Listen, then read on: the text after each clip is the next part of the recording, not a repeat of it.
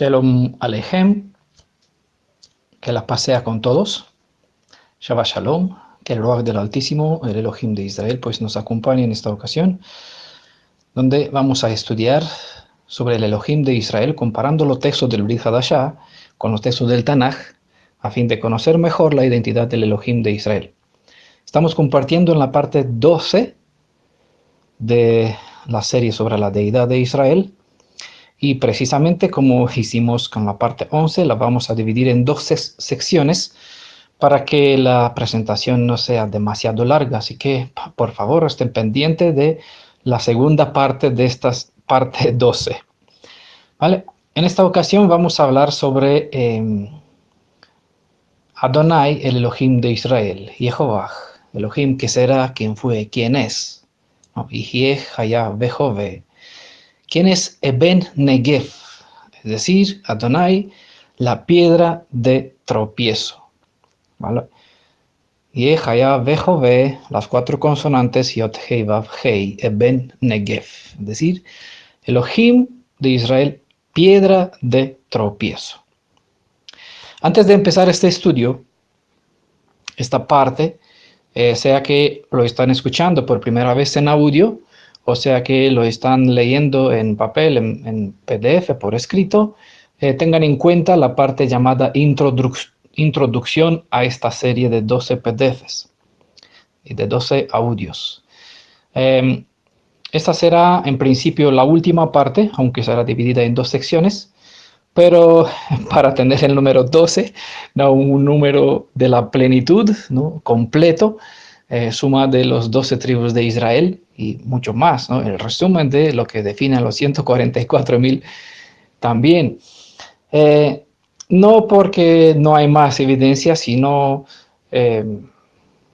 por ser un número bastante relevante dentro de las escrituras, y considero que son suficientes pruebas para que hemos probado durante 13, 14 horas de audio, ya con la segunda sección de esta parte. Será un total de 15 horas de investigación, de comparación, de explicación de las escrituras, para dar a conocer la identidad del Mashiach, de Yeshua, no solamente como Salvador, sino como Padre de Israel, como Elohim de Israel, esposo, roca, y bueno, a través de muchos otros títulos y atributos, tras cual Él se reveló, tanto en el Tanaj como en el Brit Hadashah, bajo el nombre de Salvador, Yeshua, o Él salva, como se reveló el Elohim viviente que nosotros conocemos dentro de la fe hebrea, siempre y cuando hablamos de la Ejad, ¿no? De la unidad de Shema, donde en la fe hebrea Israel tiene un solo Elohim, ¿vale? Importante tener en cuenta la parte de introducción. ¿Por qué? Porque allá pues hemos tratado de presentar desde el principio que siempre que hablamos sobre la fe hebrea, sobre el Elohim de Israel, siempre vamos a hablar de un solo ser, quien es Adonai Yeshua. En este caso, en el día de hoy, vamos a verlo bajo este apelativo de Eben Negev, piedra de tropiezo. Pero también cuando hablamos del plan de redención del ser humano a partir de Adán, antes de existir el concepto de hebreos, del pueblo de Israel, pues aquí sí hablamos de dos seres, de dos personas, de un hijo y de un padre, ¿vale? Pero particularmente esta serie, toda esta presentación, tiene el propósito de hablar sobre la fe hebrea, es decir, presentar que Yeshua es el único Elohim manifestado en el Tanaj y en Brit Hadashah dentro de los escritos del pueblo de Israel. Obviamente hay muchos más textos que podemos comparar y presentaciones que podemos hacer. Si será necesario, si Elohim considerará oportuno, vamos a seguir en otras ocasiones, vamos a continuar con esta serie. Bueno, a Él sea la voluntad, la honra y todo el respeto, porque la verdad es suya y la palabra también. Si Él da palabra, pues nosotros desde aquí, ese servidor estará pendiente a compartirla. Como vimos en la parte número 7 de esta serie, uno de los muchos títulos que nuestro Elohim viviente tuvo y como Él se presentó es el Eben Israel, es el Eben Israel, es decir, piedra de Israel o Elohim, la roca de Israel. Para los que no saben y escuchan, no vieron la parte anterior, sino que escuchan directamente esta parte, la palabra Eben significa piedra, que viene de una cantera, ¿no? Es decir, honda, masa, pedregoso, pedrería, piedra también, roca. Se debe tener en presente que estamos usando en nuestra lectura un lenguaje que es específico en los textos hebreos bíblicos. Un lenguaje bastante metafórico. Así que leemos, por ejemplo, en Génesis 49, 24, mas su arco, en este caso es una profecía dirigida a José. Su padre pues habló, profetizó sobre la descendencia de José, mas su arco se quedó tenso y sus manos se hicieron firmes por las manos del fuerte de Jacob por causa del pastor. ¿Vale? Vimos en la parte anterior que Elohim es el Roej, es el pastor de Israel. La roca de Israel. ¿Vale? Todas estas palabras, el fuerte, ¿no? La fortaleza de Jacob, el pastor, la roca de Israel son metáforas, forma como se describe ciertas enseñanzas, revelaciones sobre el Elohim de Israel. Jamás tenemos alguna referencia de que Yosef manejó un arco. Por eso entendamos, mas su arco se quedó tenso. José nunca se describe, no se presenta que fue un arquero, ¿no? Un guerrero que usaba el arco para, yo qué sé, para matar, para cazar, para lo que sea. Quizás practicó el tiro con arco, quizás, pero como no tenemos constancia sobre este aspecto literalmente, entendemos que el arco, al ser una herramienta para defenderse, en este caso, el arco de José no es más que el mismo Elohim de su padre, es decir, él es su defensor, ¿no? La fortaleza está en el Elohim de Israel, no en el propio arco, ¿no? Entendamos de aquí que vamos a hablar, cuando hablamos o leemos en las Escrituras, estamos tratando un lenguaje específico alegórico. Espero que puedan abrir sus mentes al uso de las metáforas empleadas en los escritos hebreos a fin de entender lo que se quiere transmitir en los textos bíblicos. Si no, pues siempre se va a interpretar o no se va a comprender el sentido de lo que se quiere transmitir a través de un texto. Vamos a ver algunos otros ejemplos más adelante. Entre las muchas referencias de esta palabra Eben, solo quiero que se fijen en el sentido metafórico dirigido para conocer al Elohim de Israel, y eso conforme al propósito que tenemos, obviamente. En ese sentido, dejaré que lean ustedes los siguientes textos, en cual claramente muchos eruditos en las profecías encuentran una referencia directa hacia Yeshua HaMashiach, ¿no? Donde se usa esta palabra Eben, es decir, la piedra, como símbolo referente al Mashiach. Vean, por ejemplo, Génesis 28, 18, creo que es la cita donde Jacob ungió una piedra, vertió aceite sobre una piedra, y eso es relevante porque hay gente por aquí que dice, ¿en qué momento Mashiach fue ungido con el aceite? Bueno, aquí tiene un símbolo, un ejemplo, Génesis 28, 18, y esta piedra lo puso como almohada, ¿no? Dormió sobre ella. Sobre ella hizo un juramento que el Elohim de sus padres se convertirá en su Elohim si él lo traerá de vuelta sano y salvo de la casa, en la tierra de Canaán. Isaías capítulo 8, verso 14 es una cita importantísima que lo vamos a ver más adelante. De hecho, será la cita principal sobre cual se edificará todo lo que vamos a compartir. Daniel capítulo 2, verso 23, recuerdan la profecía, ¿no? De una piedrecita que se desprendió de una montaña y esta piedrecita se llenó el mundo, se hizo una montaña en sí misma, llenó el mundo, y este es un símbolo del reino del Mashiach, ¿no? El alcance que tendrá la redención y al final el dominio, ya que la tierra no, aunque el enemigo domina sobre ella, pertenece al Elohim viviente, a Yeshua, quien es su propio creador. Boreolam, lo vimos al principio de nuestra serie. Zacarías 4:7, Éxodo 20, verso 24-26. Bueno, hay más citas, pero estas son bastante relevantes, que describen a Yeshua a través de esta palabra Eben, como roca, como piedra. Es un título que pertenece a Mashiach. Un otro título que pertenece al Elohim de Israel es Elohim Eben Negev, o la piedra de tropiezo. Ese es el título de nuestro tema, y espero que el Ruaj del Elohim Altísimo, del Elohim de la luz, que es el Or, ¿no?, de quien tenemos luz todos, el que separó la luz de la oscuridad, pues el que tiene dominio sobre los espíritus, pues guía el entendimiento de cada uno de los que escucharán o leerán esta parte número 12 y todas las demás, a fin de entender y conocer mejor quién es el Elohim de Israel en su propio ser y cómo se manifestó al pueblo de Israel. Eben Negev, en la piedra de tropiezo.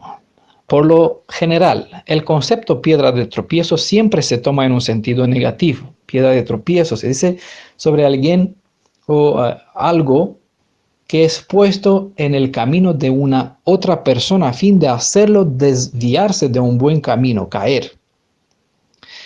Pero en esta ocasión no vamos a hablar sobre lo que es o los que son factores de tropiezo en el camino de los hijos de Elohim.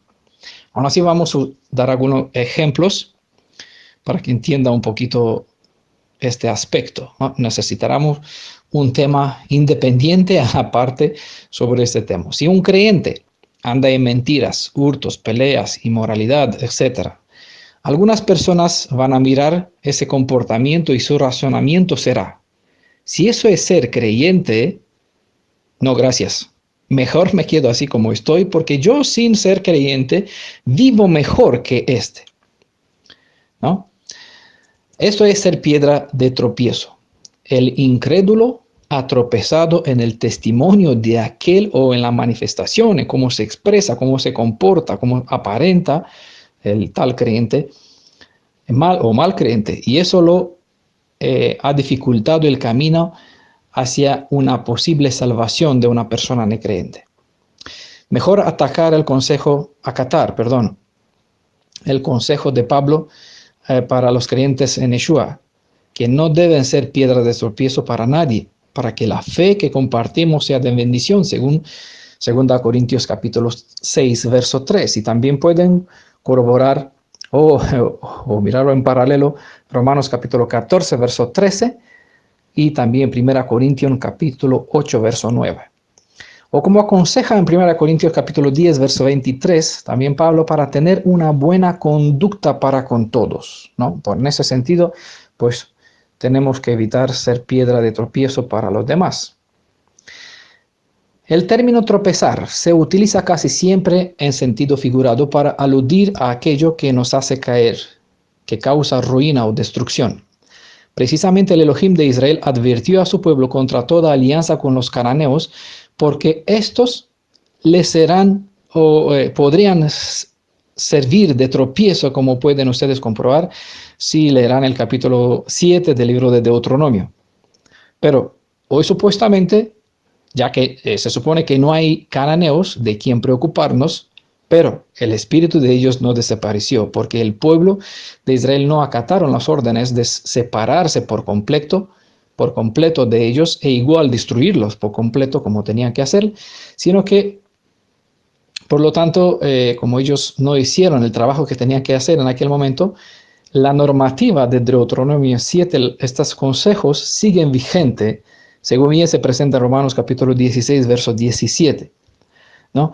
No hay comunión con los que traen otra enseñanza diferente a la que estamos probando que tanto en el Tanaj como en el Brit Hadashah nos enseña, ¿no? Pablo eso enseña, y también Juan en sus últimos libros, evangelios, que todo aquel que no trae la misma enseñanza que nosotros compartimos sobre que hay un padre y hay un hijo, ¿no? Eso se considera anti-Mashiach, que no le demos la bienvenida, que no lo recibamos en casa. No, todo aquel que no habla sobre el Padre y el Hijo, que sea anatema, dice Pablo en ese sentido, es decir, apartado, separado. ¿Por qué? Porque todas las evidencias del Tanaj y el Brit Hadashah lo tenemos resumidos en lo que aquí tratamos de presentar. Siempre y cuando hablamos de la fe hebrea, tenemos un solo Elohim. Pero cuando Pero cuando hablamos del plan de redención, aquí Yeshua no solamente se presenta como Elohim del Tanaj y los discípulos lo corroboran, sino que también se describe o nos presenta que tiene un Padre. Y con este Padre es su propósito de conectarnos, ¿vale? Así, el Padre de nuestro Padre se convierte en Padre nuestro. Y Yeshua con razón dijo, me voy a mi Padre y a vuestro Padre. Cuando nosotros creemos en Yeshua, ¿no? Su Padre es nuestro Padre. O a través de Yeshua tenemos a su Padre como nuestro Padre. Me voy a mi Elohim y a vuestro Elohim. Porque si nosotros respetamos a nuestro Padre como poderoso, como soberano, pues obviamente cada hijo tiene un soberano por encima de él. Es el respeto que se le da, el honor que se le da a los padres. En ese sentido, pues Yeshua nos habla sobre su propio Padre con la forma de respeto que se merece un emperador, ¿vale? Porque es así como se presenta el Padre de Yeshua, el emperador del universo, ¿no? Y Yeshua, pues el rey que está sobre la tierra, Elohim de tierra, Melech HaOlam, Elohim y rey de lo que nosotros tenemos, lo que llamamos planeta. También se usa la palabra tropezar para enseñar que Elohim mismo se convierte en piedra de tropiezo para los incrédulos, como bien se cita en 1 Pedro capítulo 2 verso 8, una cita que lo vamos a dejar para tener su contexto dentro de la segunda sección de esta parte número 12, ¿vale? Pero obviamente le hago mención para que sepan un poquito a qué vamos a enfrentarnos, ¿no? En la segunda parte. Así bien, hoy nos vamos a dedicar a ver cómo es el mismo pueblo hebreo, en este caso las dos casas de Israel, es decir, el reino del norte y el reino del sur, Efraín como el reino del norte y Judá como el reino del sur. Vamos a ver cómo hicieron que su Elohim sea una piedra de tropiezo para ellos. Ellos tropezaron,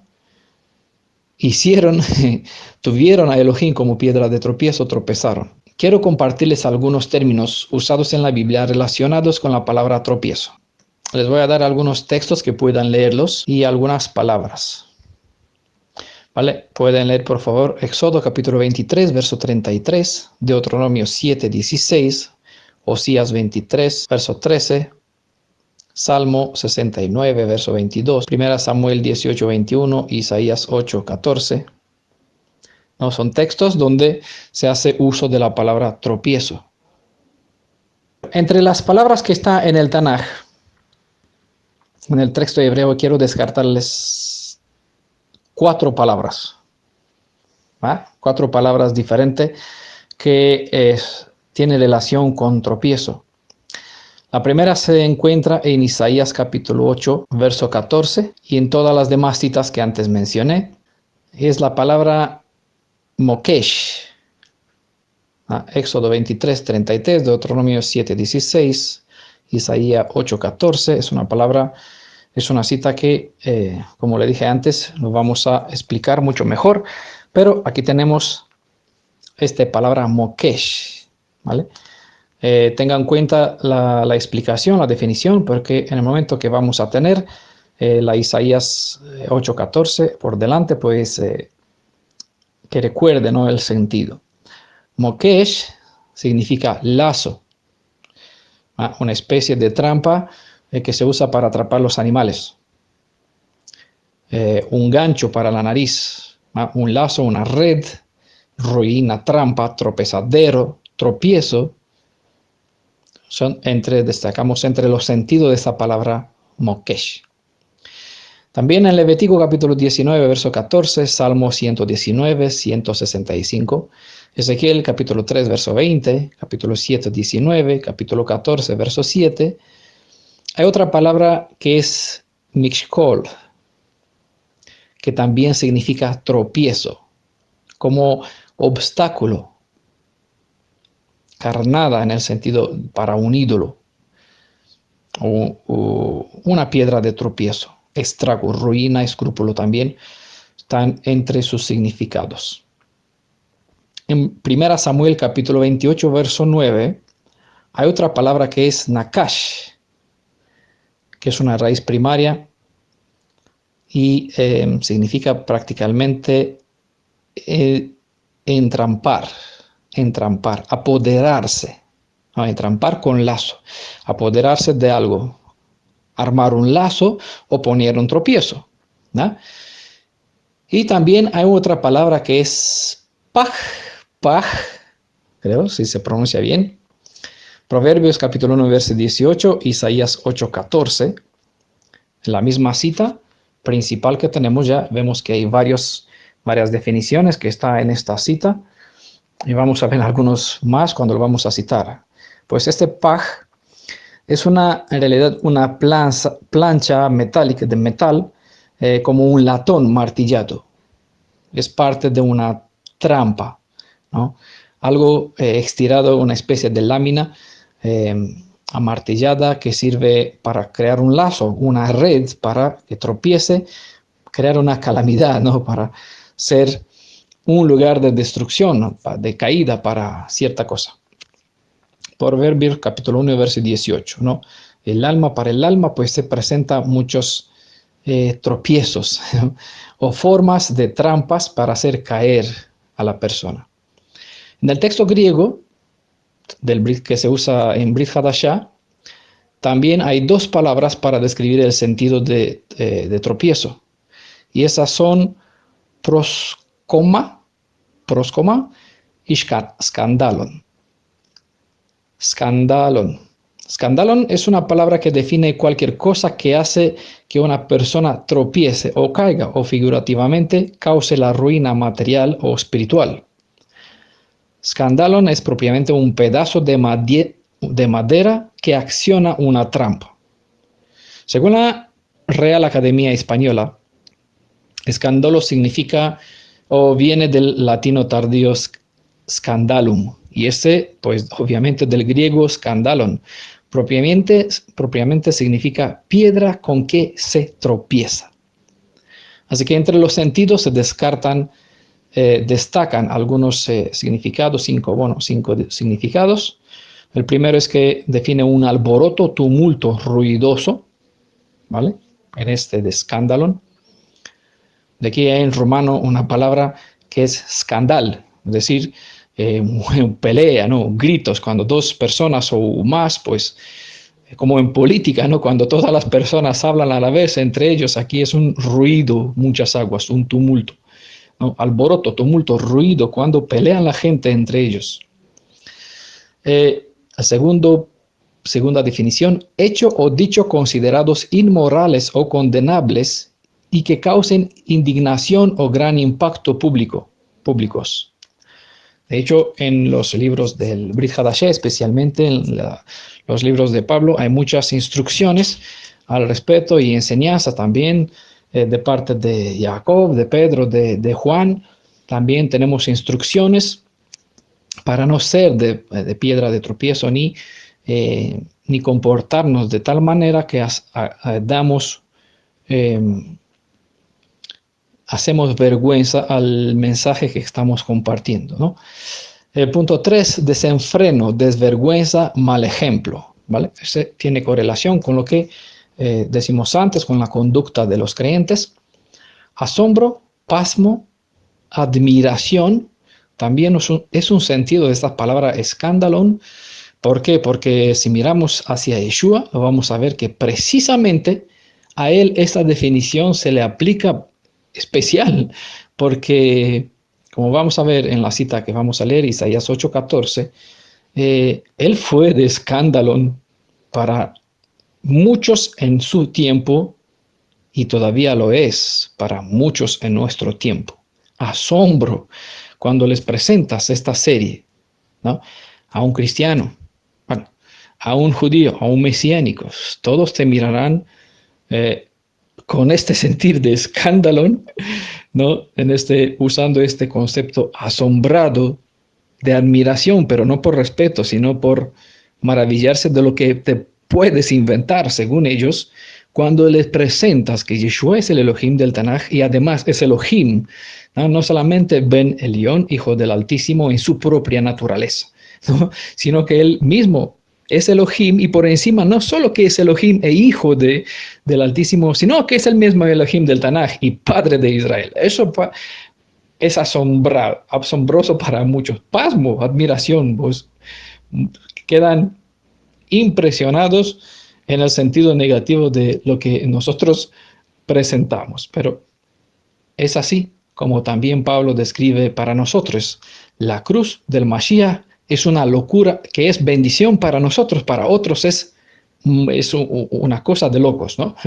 Pero lo que es de locos para otros es bendición para nosotros, vida eterna. Y el punto 5 sobre esta palabra escándalo, según el diccionario de la Real Academia Española, es acción o palabra que es causa de que alguien obre mal o piense mal de otra persona. Piedra de tropiezo. Y la segunda palabra usada en Brit Hadashah, en el texto griego, es poskoma, que literalmente es un obstáculo en un camino tortuoso. Las dos palabras, proskoma y skandalon, se usan comúnmente para identificar la oposición de los judíos contra Yeshua. Y en este contexto quiero rescatar el sentido de una palabra usada en el texto de Romanos 9, el verso 32, para rescatar esta relevancia. Para evidenciar un hecho que hace la razón de nuestro tema en especial. En el contexto se explica por qué Israel falló en alcanzar el propósito de la Torah. Romanos capítulo 9, verso 23 dice, ¿por qué? Es una pregunta que se hace Pablo. ¿Por qué? Bueno, porque ¿qué buscaba? Pues alcanzar la justicia o ser justificados por la Torah. ¿No? Aquí es la pregunta. ¿Por qué falló el pueblo de Israel? Porque la buscaba esta justificación de la ley, de la Torah, esta justicia que la da la Torah, la ley, la instrucción, pero no en la fe, sino en las obras. Y aquí es una palabra que está en el texto griego de esta forma, proskopto, pero es traducida como tropezaron al español. Tropezaron contra la piedra de tropiezo.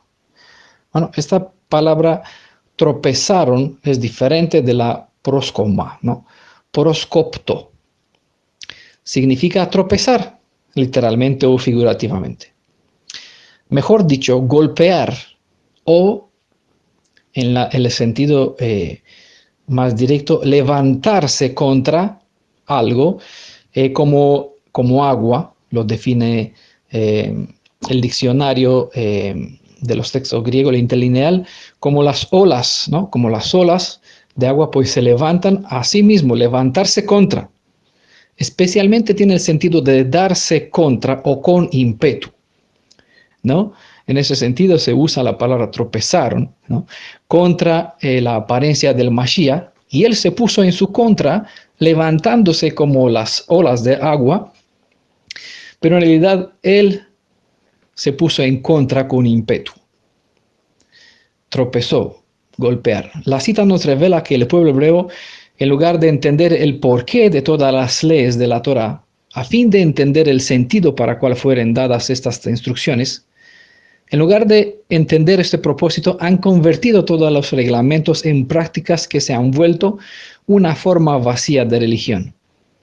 Al no entender que el propósito de las instrucciones es ayudar al ser humano a recuperar la conexión con su Creador para que él pueda restaurar la imagen y semejanza suya en sus hijos, no han logrado alcanzar tener intimidad con el Santo Salvador de Israel, hacia quien indicaban todas las normativas de la Torah.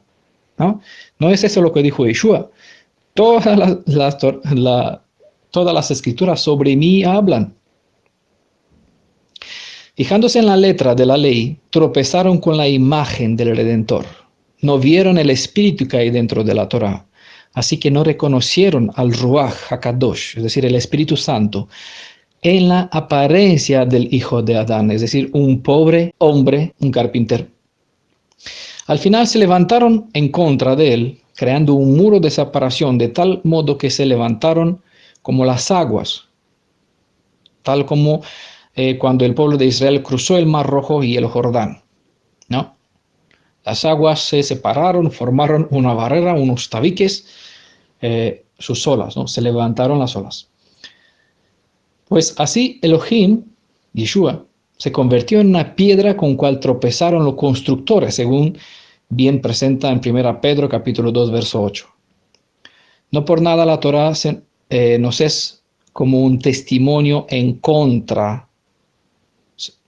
Pueden leer ustedes para que no piense que me invento que la Torá no está a favor, sino en contra.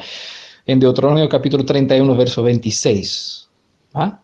Toma este libro, ponlo delante del arca de la alianza para que sea o para que sirva como testimonio en tu contra, hablando del pueblo de Israel. ¿Por qué? Para que toda alma que no busca de verdad tener esta intimidad con el mismo dador de la Torá, tropiece enredándose en los reglamentos expresados solo en letra. Tengan en cuenta lo que presenta Isaías 28, verso 10 al verso 13. Léanlo ustedes, por favor. ¿Ah? En especial el madero sobre el cual fue sacrificado Mashiach se identificó como la causa particular de tropiezo, según está descrito en Gálatas capítulo 5, verso 11. Y esto porque el pueblo no entendía que el Goel, el pariente redentor, no solo tenía que rescatarlos debajo de la opresión del enemigo romano, sino también del enemigo llamado pecado. Ellos solo veían la parte profética de la liberación física de la esclavitud, mas no entendieron que independiente de la redención física, la misma Torá te enseñaba que la principal obra redentora es librar el alma de la esclavitud del pecado. Y después sucederá la liberación física, tanto espiritual como de los enemigos humanos. La paga del pecado es la muerte. Entonces, para que el Redentor te redime, te libere de la muerte, de sufrir el castigo de la muerte, te da el perdón, pero Él tiene que pagar el precio por tu pecado. Tu pecado lo tiene que pagar, porque la muerte lo reclama. Él reclama el precio por el pecado. Y el precio que se puede pagar es vida por vida, muerte para el que quiere vivir, ¿no? Es decir, muerte para el pecador. Entonces, si una persona tiene que ser redimida, el Redentor tiene que pagar con su vida en lugar de la otra, ¿no? Entrega su vida a otra persona y toma sobre sí la condena de la otra persona, de tal modo que paga con su propia vida, aunque es inocente, ¿no?, la transgresión de otro. Eso es lo que tiene que hacer el pariente más cercano, el Salvador de Israel, el Adonai, nuestro Mashiach. Al no entender la obra redentora del Mashiach, tropezaron con su muerte, aunque todo relacionado con su sacrificio fue predicho en detalle, tanto en la Torá como por medio de los profetas en todo el Tanaj. ¿Por qué tropezaron con su muerte? Porque esperaban que un Mashiach, como siguen esperando ahora, venga a librarlo de los romanos y que los hagan, pues, la cabeza de las naciones, que rijan las naciones con un martillo de hierro, ¿no?, con una vara de hierro, así sobre su cuello. Es el deseo de muchos judíos mesiánicos que espera reinar, gobernar sobre las naciones con vara de hierro. Cuando Yeshua se presenta como cordero, no, un cordero con vara de hierro. Bueno, contraste, conceptos, entendimientos y interpretaciones de la gente que, como he dicho, pues no entiende que la obra de redención es primeramente salvar el alma, redimir el alma, para que después da la libertad del cuerpo. Por eso en Gálatas 5, verso 11, se describe que la muerte del Mashiach, el madero, fue un tropiezo para los judíos de su generación, quien esperaba que el Mesías sea el rey, sea gobernador. Ahora vamos a ver el texto principal que citaremos del Tanaj para comparar, contrastando el Tanaj con los textos del Brit Hadashah, para mostrar una evidencia más que el mismo Elohim revelado en el Tanaj es el mismo Redentor que en Brit Hadashah se nos dio a conocer bajo su nombre Yeshua, es decir, Él salva. ¿Por qué? Porque Él es quien salvará a su pueblo de sus pecados, según dejó claro el ángel, el Malach, en Mateo 1:21. ¿Y eso por qué? Porque vimos en la parte número 11, que Adonai es nuestro, en la primera sección de la parte 11, que Adonai es el Elohim de Israel, quien tiene con Él la redención, y no solamente que la tiene, Él da la redención a su pueblo Israel, perdonándolos de sus pecados, ¿no? Es la cita principal que tuvimos en la parte 11, ¿vale? Ahora conecto las dos partes con la cita de Mateo 1, verso 21, donde Yeshua, ¿no?, es quien tiene este nombre. ¿Por qué? Porque Él es quien da esta redención, y de aquí la razón de su nombre. Porque Él dará salvación a su pueblo. ¿De qué? De sus pecados. ¿Vale? Entiendan, es una prueba, una evidencia más, que así se puede usar los textos del Tanaj con el Brit Hadashah, corroborando que el Elohim, quien tiene, el único que conocemos en el Tanaj que puede salvar a su pueblo, y no hay otro fuera de él, es Elohim, Adonai, Elohim de Israel, desde la tierra de Egipto. No habrá otro salvador, vimos, ¿no? No habrá otro salvador, ni otro redentor.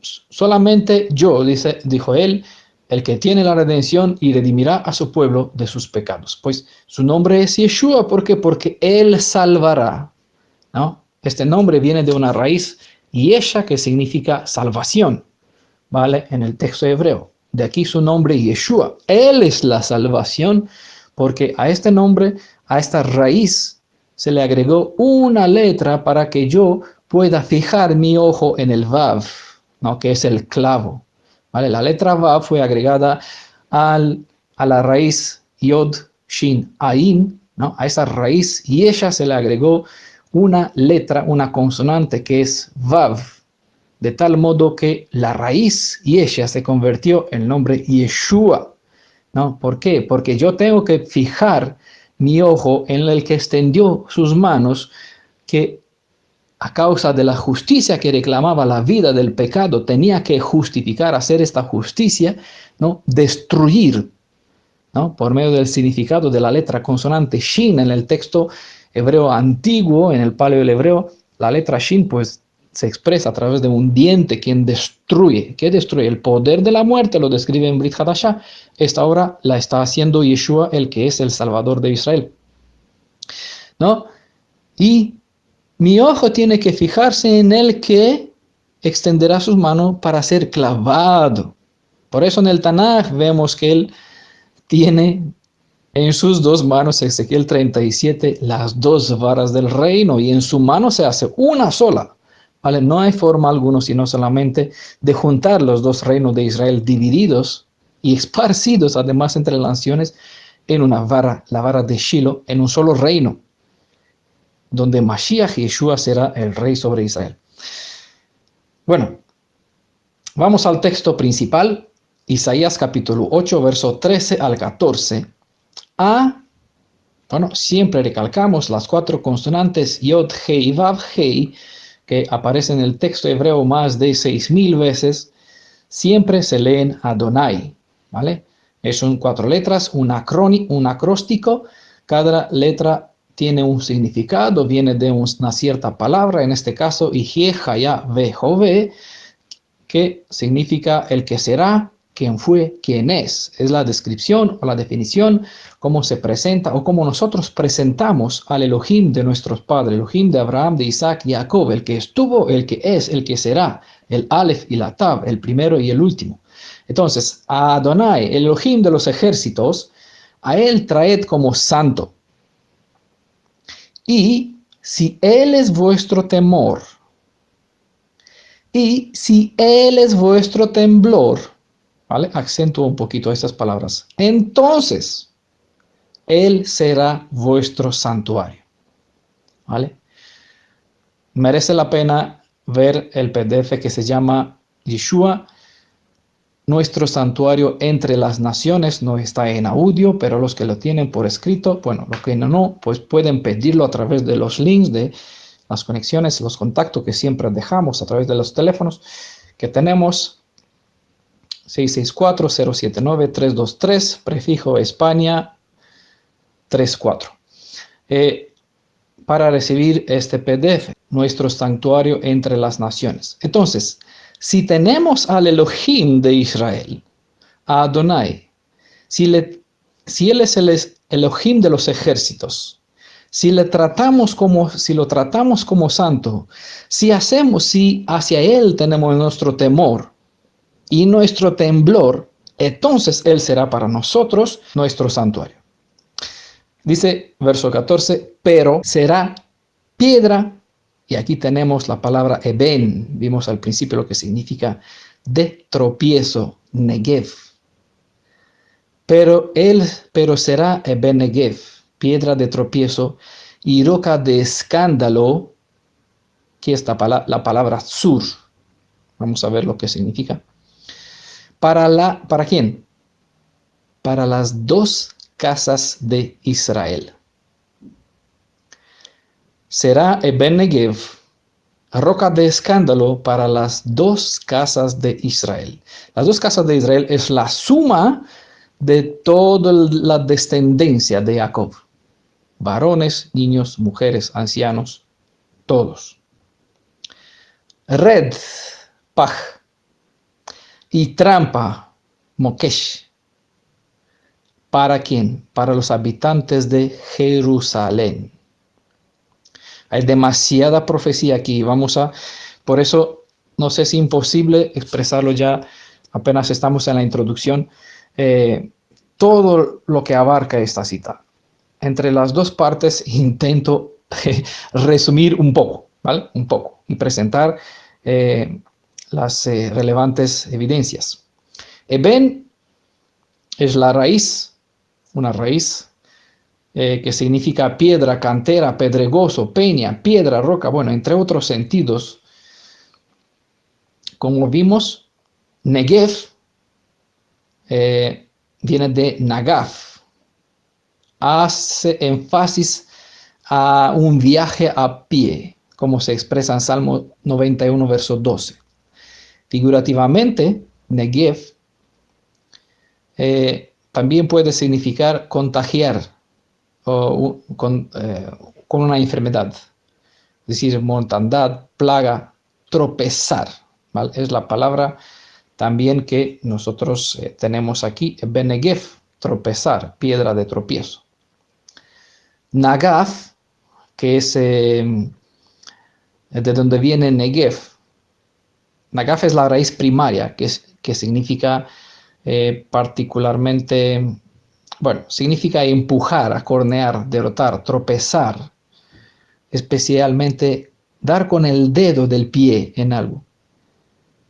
También infligir una enfermedad, arrebatar, caer, castigar, derrotar, desbaratar, deshacer,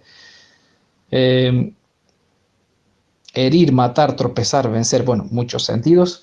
Una cita relevante sobre la obra de justicia de Elohim está en Jeremías capítulo 13, verso 16, que les indico, por favor, léanlo, donde se nos revela una vez más que la bendición siempre viene cuando hay obediencia, respeto y reverencia, y cuando estas faltan, solo queda la oscuridad. Por lo tanto, habrán contra que golpear con el pie para que resbalen, perder el blanco.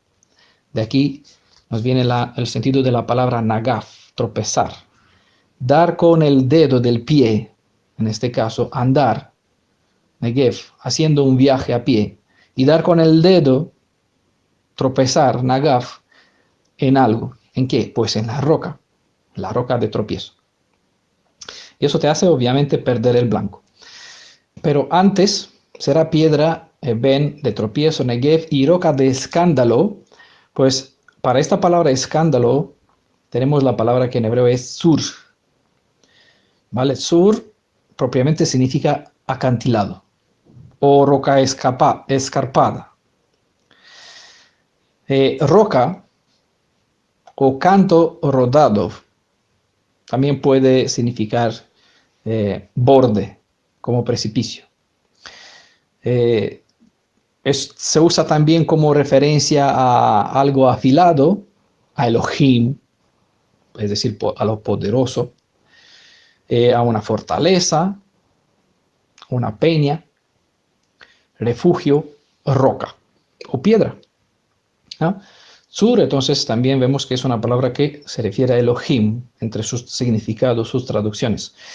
La palabra temor es igual a reverenciar, a tener reverencia, a hacer reverencia al nombre de Adonai, es decir, ante todo lo que define su ser, según pueden ver en Isaías 8, verso 13 y Malaquías 2, verso 5.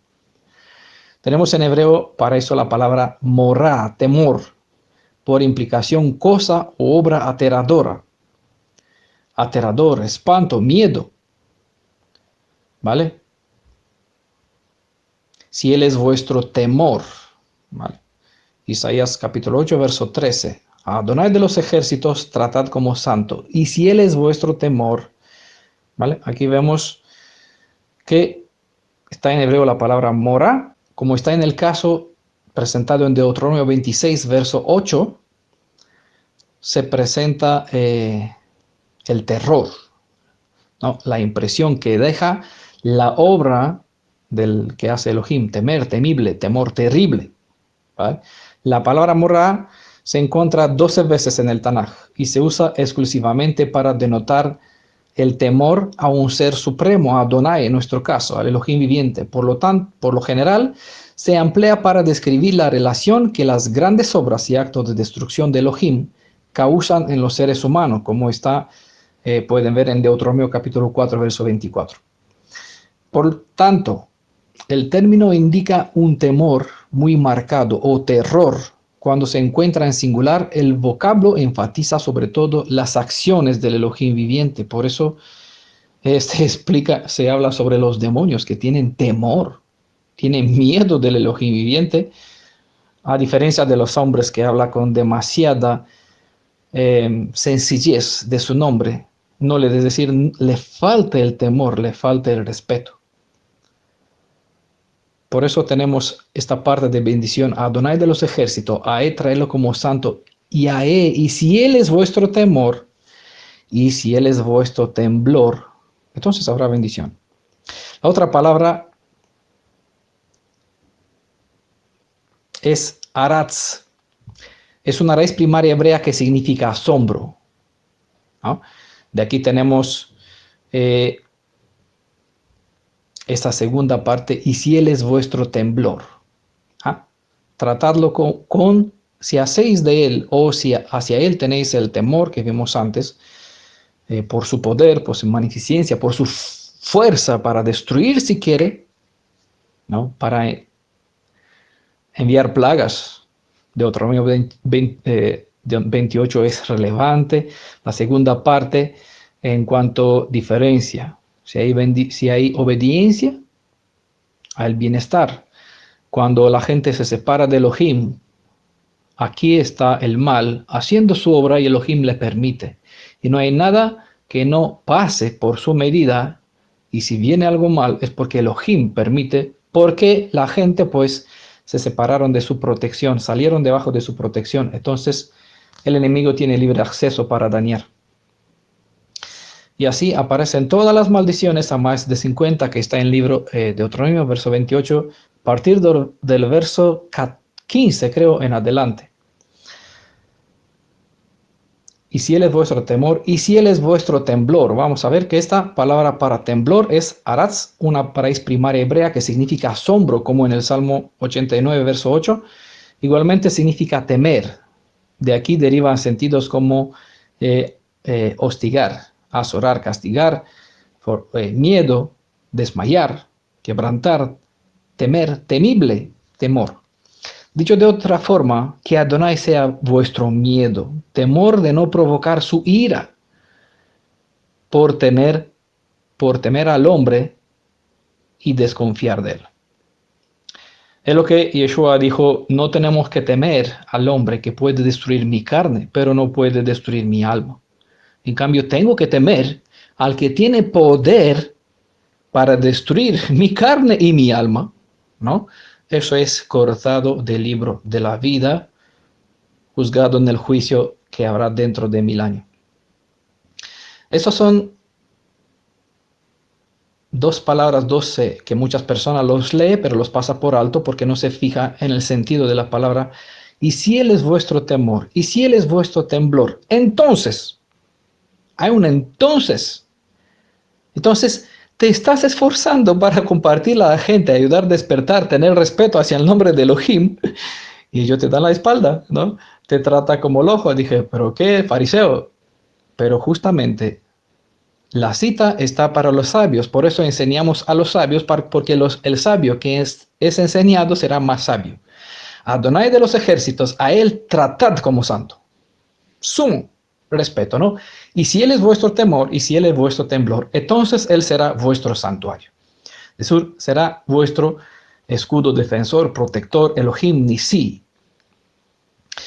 ¿Por qué presento estos detalles? Porque deseo que se entienda la honra, reverencia, como el respeto que debemos tener hacia el que debe ser para nosotros santuario entre las naciones por donde estamos esparcidos.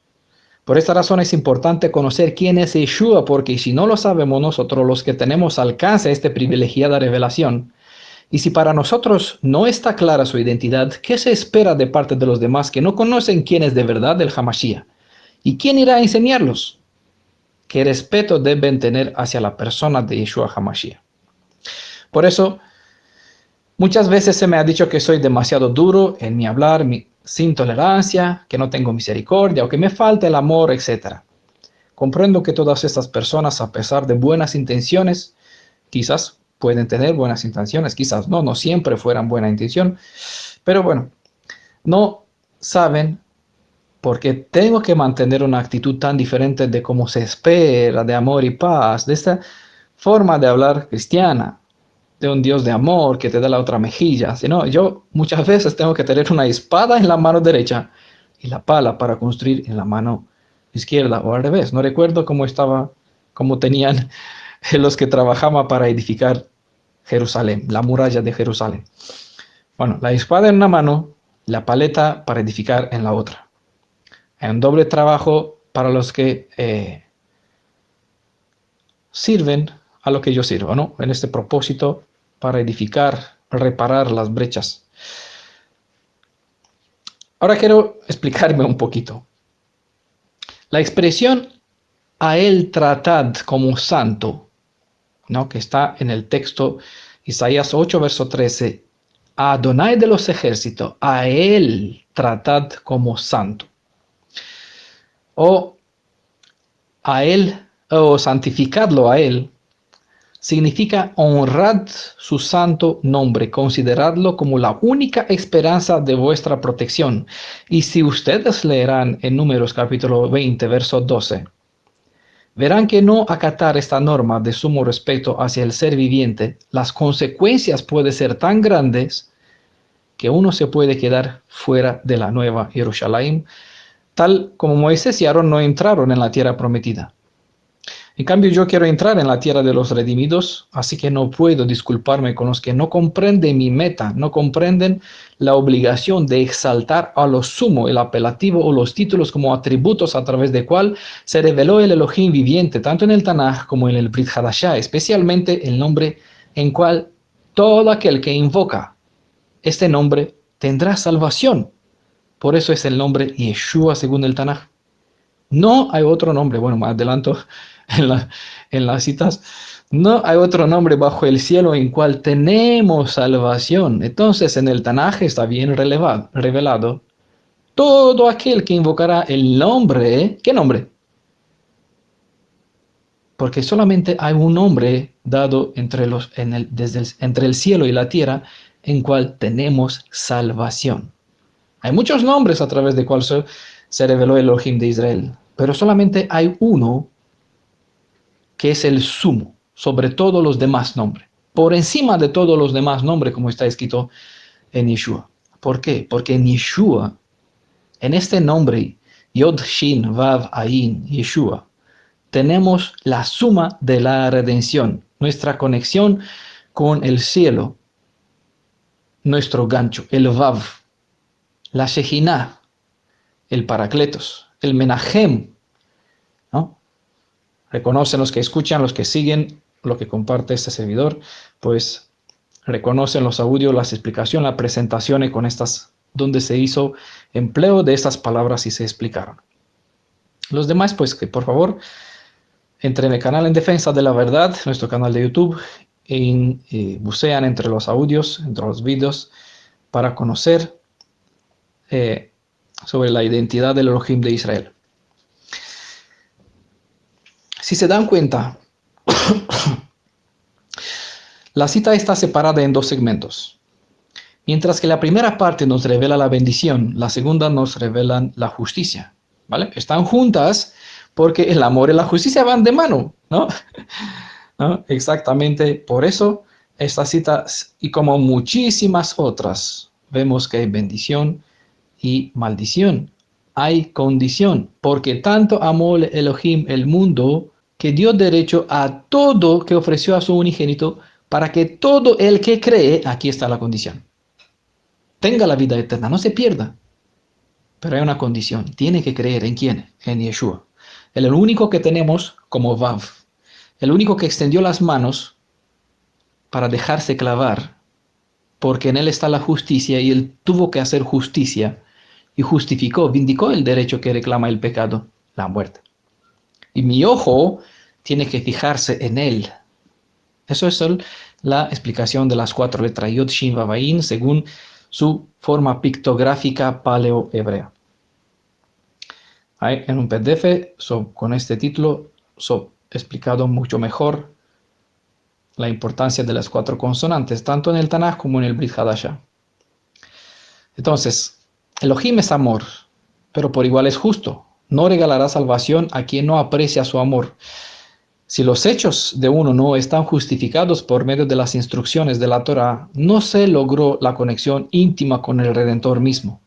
La misma justicia de Elohim intervendrá para revelar lo que hay dentro del mismo ser. La justicia revelará que la actitud de tal persona no refleja temor, respeto, ni temblor, es decir, reverencia, ante la santidad del Elohim viviente. Por lo tanto, uno será puesto ante la roca de tropiezo. Algunos se edificarán con esta roca, otros serán aplastados por la misma. Vamos a hablar más sobre eso en la segunda parte. Es lo que Yeshua presentó en Mateo 7, creo que es un audio que presenté, donde muchos cumplieron con ciertas normativas o estas leyes de la Torah y dirán, no hemos hecho nosotros en tu nombre. Y Yeshua le dirá, no os conozco, apartaos de mí, transgresores de la Torah. ¿Por qué? Porque el propósito de la Torah es llevarme, conocer a través de las leyes de la Torah, alcanzar tener intimidad con Yeshua. Al no tenerla, yo muestro, es decir, a solamente fijarme en la parte exterior de las instrucciones, no tener esa conexión con Él, reflejo que no tengo el temor, no tengo el respeto, ni temblor, reverencia. Entonces hablo con facilidad sobre su nombre, diciendo sí que es el mismo nombre y trataré de justificarlo como muchos otros lo hacen, tratando de confundir o de mezclar, meter en el Tanaj, en el Brit Hadashah, el nombre de una deidad ajena cristiana, haciendo de este nombre como si fuera el mismo Elohim de Israel. ¿Vale? Y con sinceridad, pero la sinceridad no sirve ante la verdad, ¿no? Entonces, la unidad de medida no es la sinceridad de una persona, ni su emoción, sino lo que es la Torah. Y la Torah es clara. Cuando tenemos temor y respeto, temblor, reverencia ante Elohim y a Él lo reverenciamos, pues no podemos permitir que un nombre ajeno sea injertado o puesto al lado de sus nombres. ¿Por qué? Porque Elohim de Israel no comparte su gloria con los ídolos. Este tema tampoco tiene como propósito comentar sobre cómo se hizo el mismo Elohim de Israel ser una trampa para los dos reinos de Israel. Pero algunos detalles debemos evidenciarlos para que se comprenda la enseñanza y poder seguir, claro, el hilo de nuestro estudio. Así que vamos a leer una cierta cita donde Elohim habla sobre sí mismo, pero haciendo uso de las típicas metáforas hebreas, de tal modo que pueda entenderse por los que solo leen la letra, como si se refiere a una otra persona. Ojo, hablar en la tercera persona es una forma específica hebrea a través de cual se revela una misma persona a la vez que oculta su real identidad tras tanto que los que no buscan cierta conexión con la dicha persona no pueda identificarse identificarlo con facilidad. Perdonen porque a veces mi forma de expresar es difícil de entender, pero hago lo que puedo, créame, aprendí este idioma español y trato de expresar los conceptos lo mejor posible. Si alguno pues no entiende a la primera, porque no tiene esta conexión conmigo para saber mi lenguaje, por favor, repiten el audio, escúchanlo detenidamente. Hay una forma común de hablar sobre uno mismo, de que yo hable sobre mí mismo, de una forma que no sea una referencia directa a mi ser, sino deja entenderse como si yo fuera hablando de un otro ser. Hay muchas evidencias en el Brit Hadashah, hay demasiadas, tanto en el Tanaj como en el Brit, donde uno habla sobre sí mismo, pero a la tercera persona. Por ejemplo, Juan estaba escribiendo en su propio libro Evangelio, mas el discípulo amado corría más rápido que Pedro. Pues el discípulo amado era el Juan mismo, quien escribía sobre él mismo, pero él no se dijo, yo corría más rápido que Pedro, hicimos una carrera a ver quién llega primero, a ver si la tumba está vacía, si el Mashiach resucitó. No, es normal que se describa así, ¿vale? Lo entendemos. Pablo, conozco un hombre que fue en el cuerpo, en espíritu, no lo sé, pero fue hasta el tercer cielo. Bueno, hablaba sobre sí mismo. Hay muchos más ejemplos, pero esos dos ya son suficientes como dos testigos. Sí, vamos a ver cómo Elohim mismo habló sobre él, pero de una forma que no sea fácil para ser identificado de personas que no buscan en realidad esta conexión íntima con él, sino solamente quedan a nivel de lectura y de aquí pasa a interpretar sobre quién será, quién hablará, quién dirá, a saber qué quiere transmitir, ¿no? Uno interpreta. Nosotros no tratamos de interpretar, sino de entender. Por eso corroboramos los textos y presentamos una y otra vez multitud de evidencia. Isaías 28, verso 16. 28, 16. Por tanto, así ha dicho Adón, ¿quién? Es decir, el amo, tu esposo, tu soberano. Y Jehová Vehovej, ¿no? Jehová, tu Elohim, Adonai. Así ha dicho Adón Adonai. Están aquí los títulos, se pueden usar. He aquí que yo pongo como cimiento en Sión una piedra probada, una piedra preciosa, angular, expuesta como simiente. Una preciosa piedra angular expuesta como cimiento. El que crea, no se apresure. ¿No? Hermoso. Hermosa cita llena de profundidad.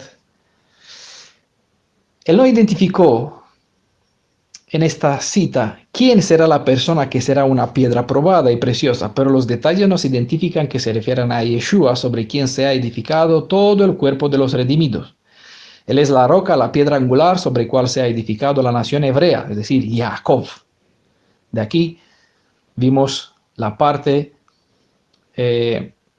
sobre Ben Israel en la parte 7, junto les invito a tener en cuenta la parte Adonai, la roca de Jacob, Ben Israel, para conocer que Yeshua es el mismo Elohim, Adonai, quien dijo que pondrá en Sión una piedra como cimiento. El mismo que habló aquí ha dicho Adón, en Isaías 28, 16, es el mismo Elohim, roca de Jacob, ¿no? Una cita que la leímos al principio. Mas el arco de José quedó tenso, ¿no? Por el pastor, la roca de Israel. La Biblia describe a Yeshua como la roca sobre la cual se ha edificado la congregación. Pedro, como todos los demás discípulos y creyentes en Yeshua, somos también piedras vivas, sacadas de una cantera, ojo, para ser edificados en un altar o templo para la presencia de Elohim. Pero todos somos edificados sobre una base, y este fundamento tenemos en el ser contra quien tropiezan muchos otros, Yeshua. Una piedra preciosa, una preciosa piedra angular expuesta como cimiento, es decir, la base sobre la cual se edifica el templo de Elohim. Deberíamos hacer una presentación sobre estas rocas porque es importante que las rocas que fueron usadas para la edificación del templo y para los altares tenían algo en común, ¿vale? Cuando se hacía la edificación no se permitía poner sobre ella el martillo. ¿No? La construcción del templo se hizo con piedras ya formadas, sacadas de la cantera, y cuando lo sacaron, allá fueron perfeccionadas, purificadas, hechas aptas, solamente se hicieron el edificio con ellas. Y cuando se construían el altar, la ley de la Torá indicaban que no tenían que ser piedras labradas. Eso es relevante. Bastante habla sobre nosotros, sobre la obra de redención, sobre lo que sucede dentro de nuestra vida, pues sea que el Ruaj bendiga con palabra, con sabiduría para poder rescatar la información, el mensaje, la maravillosa obra de la redención resumida en estas leyes. Torah al día, ¿no? Brit Hadashah. Vemos una cita en Brit Hadashah, en el libro de Masei, en el libro de Hechos, capítulo 4, verso 11 al 12. Este Yeshua es la piedra desechada por los constructores, la cual se ha convertido en la piedra angular. Y dice en verso 12, no hay salvación en ningún otro, porque no hay otro nombre bajo el cielo dado a la humanidad por medio del cual podamos ser salvos. Es lo que antes le presenté. Bueno, en la cita, creo que en parte 10, no recuerdo en qué parte anterior, vimos que desde la salida de Egipto, la parte 11 creo, desde entonces Israel no conocerá otro Elohim, no tendrá otro Salvador, sino el Elohim que lo sacó de la tierra de Egipto. Y aquí en los libros de Hechos se nos presenta bien claro. Este Elohim que sacó al pueblo de Israel de Egipto, que es la piedra angular, ¿no? Que será un santuario entre las naciones. ¿Quién es la piedra desechada por los constructores que se ha convertido en esta piedra angular? ¿No? El que tiene la redención y dio redención, ¿vale? Dispuso, resucitó de los muertos, primicias de los muertos, ¿no? Por eso tiene poder y dominio sobre la muerte, porque la muerte no tiene poder para retenerlo en sus garras. Y por eso puede rescatar por el mismo camino por cual él venció. Hay vencedores que por la sangre del Cordero saldrán vencedores, ¿no? No hay salvación en ningún otro. No hay otro Elohim. No conocerás otro Elohim. No habrá otro Salvador. En él, en mí, hablando el Elohim de Israel, él dijo, no conocerá otro. Yo tengo pedut, yo tengo redención. Yo daré la padá, redimiré a todo el pueblo de Israel de sus pecados. Por eso su nombre será Yeshua, porque él salvará a su pueblo de sus pecados, ¿no? Según Malach indicó a Miriam, le pondrás por nombre Yeshua. No hay salvación en ningún otro. Este Yeshua es la piedra desechada. No hay salvación en ningún otro. Cuando hablamos de ninguno, ¿cuántos hay en ninguno? Ninguno, pero queda alguno. No, ninguno es ninguno. Como es, todo se le fue dado en sus manos. Es en Daniel capítulo 7. Entonces, si todo el poder, dominio, todas las facultades, todo está puesto en las manos de Yeshua, no hay algo que esté fuera de sus manos. En Apocalipsis bien dijo, y también en Brit Hadashah, en los evangelios, Yeshua declaró, toda la autoridad me ha sido dada en el cielo y en la tierra. Por lo tanto, tenemos que darle toda la autoridad, todo el respeto al que tiene la autoridad en lo que llamamos planeta, en lo que vemos como cúpula del cielo, en como vemos sobre la planicie de la tierra, ¿no? Todo lo que está aquí dentro le pertenece y a él tenemos que darle todo el honor. No hay salvación en ningún otro, porque no hay otro nombre fuera de Yeshua bajo el cielo dado a la humanidad por medio de la cual podemos ser salvos. Que hay muchos otros nombres de Elohim de Israel que invoca o hace apelativo a otros atributos de Elohim, ¿no? Salvación es Yeshua. Defensa, escudo, es Gabaón, es Nisi, bandera, nuestra protección. Rafa, nuestro sanador. En la parte número 11 de esta serie vimos que no hay otro Elohim para Israel desde la salida de Egipto. No hay otro más quien pueda dar la salvación al mismo pueblo, excepto Adonai, excepto Jehová, excepto Elohim, quien dijo, seré, Ejiej Asher Ejiej, seré el que seré. No sé si se dan cuenta que esta cita es una evidencia más entre muchas otras decenas que Yeshua es el único Adonai de Israel. No hay salvación en ningún otro. No hay otro nombre. En el Brit Hadashah encontramos un orden en cual se construye o como se describe la construcción del séptimo templo de Elohim. Por favor, los que no tienen acceso a este PDF pueden pedirlo. Los 7 templos de Elohim.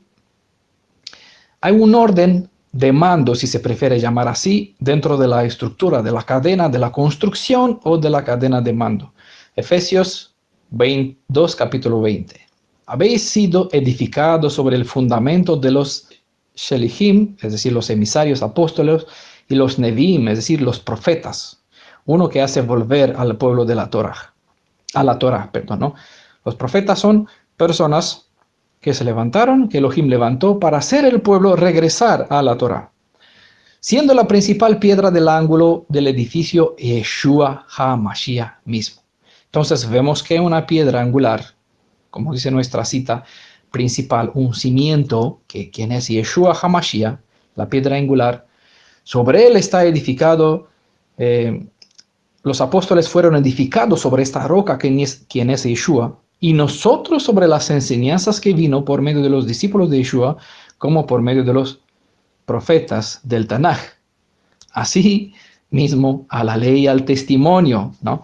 Es decir, Yeshua siempre nos dirigió al Tanaj y a los profetas, y los discípulos toman las enseñanzas de los profetas y proyectan la luz que ellos transmiten, ¿no? Así, de este modo, nosotros podemos comparar los textos del Tanaj con el Brit Hadashah, comparando los profetas con los escritos de los discípulos, de los Sheliachim, de los apóstoles, de los emisarios de Yeshua, viendo que los Neviim, los profetas y los apóstoles, pues nos describe un mismo ser en cierto lenguaje diferente, ¿vale? Nosotros comparamos a fin de conocer quién es el Elohim de Israel.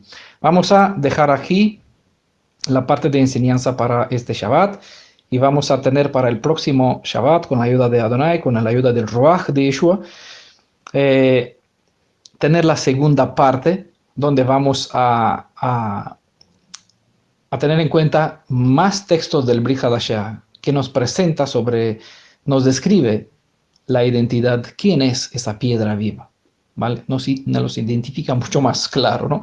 De tal modo que el que quiere tropezar, pues simplemente tiene que cerrar los ojos y negar las escrituras, las mismas evidencias y decir, no puedo creer, ¿vale? Entonces, pues aquí no se puede ayudar al que no quiere dejarse ayudar, ¿vale? Por nuestra parte hacemos todo el esfuerzo posible, juntando la cita, explicándolo de tal modo que sea más coherente posible y quitar cuánto depende de nosotros las piedras de tropiezo, es decir, las falsas enseñanzas que el enemigo sembró por aquí a fin de que no se conozca, no se logra conocer a quién es el Elohim de Israel y para que no se pueda alcanzar esta conexión, esta intimidad con Yeshua, este propósito de la Torah.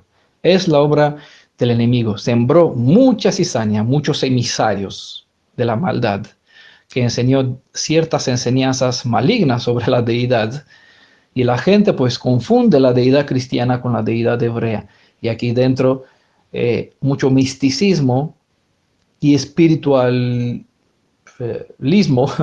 como otras formas de ismo, pues dieron cierta interpretación sobre quién es, cómo es, qué clase de ser y cómo se manifiesta el Elohim viviente, ¿vale? Nosotros nos limitamos no a los escritos ajenos, sino a lo que tenemos en las escrituras, y esto comparamos, tratando de ayudar siempre que es posible a los que vienen camino hacia la restauración, ¿vale? Desde Sion saldrá la Torah, desde Jerusalén la palabra de Elohim. Es allá donde nosotros regresamos, y es en la Torah donde sacamos nuestra fuerza de Sion, y es hacia Jerusalén donde está nuestra esperanza. Miramos nuestros ojos nuestros ojos están dirigidos y hacia allá dirigimos a los demás.